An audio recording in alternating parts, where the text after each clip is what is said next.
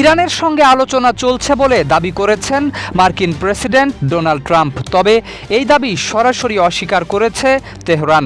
একই সঙ্গে ইরানকে উদ্দেশ্য করে ট্রাম্প বলেছেন, একটি ভালো চুক্তিতে পৌঁছানোর জন্য তাদের সামনে রয়েছে শিরোচ্ছেদের আগে শেষ সুযোগ।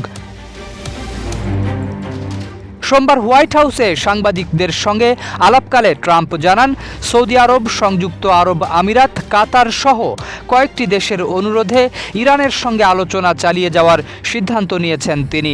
যদিও একই দিনে ইরানের পররাষ্ট্র মন্ত্রণালয় স্পষ্ট জানিয়ে দিয়েছে, ওয়াশিংটনের সঙ্গে বর্তমানে তাদের কোনো আলোচনা চলছে না। তেহরানের এই বক্তব্যের জবাবে ট্রাম্প বলেন, আমরা এখনই কথা বলছি। তার ভাষ্য, আলোচনার অন্যতম প্রধান বিষয় হল বিশ্বের গুরুত্বপূর্ণ জ্বালানি পরিবহন পথ হরমুজ প্রণালী পুনরায় খুলে দেওয়া। পাশাপাশি ইরানের পারমাণবিক কর্মসূচির বিষয়েও একটি সমাধানে পৌঁছাতে চান যুক্তরাষ্ট্র।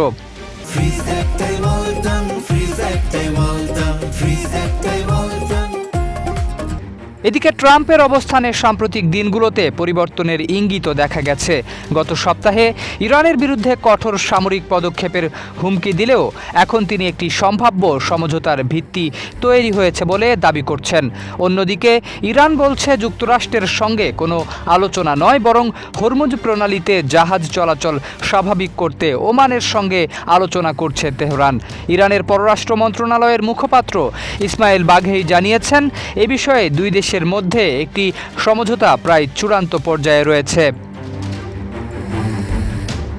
বিশ্বের অন্যতম গুরুত্বপূর্ণ জ্বালানি পরিবহন পথ হরমুজ প্রণালী দিয়ে চলমান অচল অবস্থা এখনও কাটেনি। যুদ্ধবিরতি ভেঙে যাওয়ার পর থেকে সেখানে জাহাজ চলাচলে বাধা সৃষ্টি হয়েছে। বাণিজ্যিক জাহাজ লক্ষ্য করেও হামলার ঘটনা ঘটেছে, যা আন্তর্জাতিক বাণিজ্য ও জ্বালানি বাজারে নতুন উদ্বেগ তৈরি করেছে।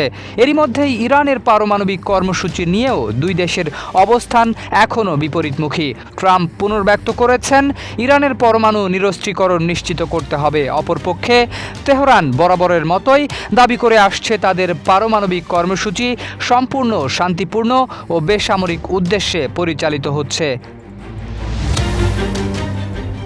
একদিকে যুক্তরাষ্ট্রের আলোচনার দাবি, অন্যদিকে ইরান করছে অস্বীকার। এরই মধ্যেই ট্রাম্পের শেষ সুযোগ দেওয়ার হুঁশিয়ারি নতুন করে উত্তেজনা বাড়িয়েছে। ফলে মধ্যপ্রাচ্যের চলমান সংকট কোন দিকে মোড় নেবে তা নিয়েই আন্তর্জাতিক অঙ্গনে অনিশ্চয়তা আরও গভীর হয়েছে। শরীফ উদ্দিন, ইত্তেফাক নিউজ।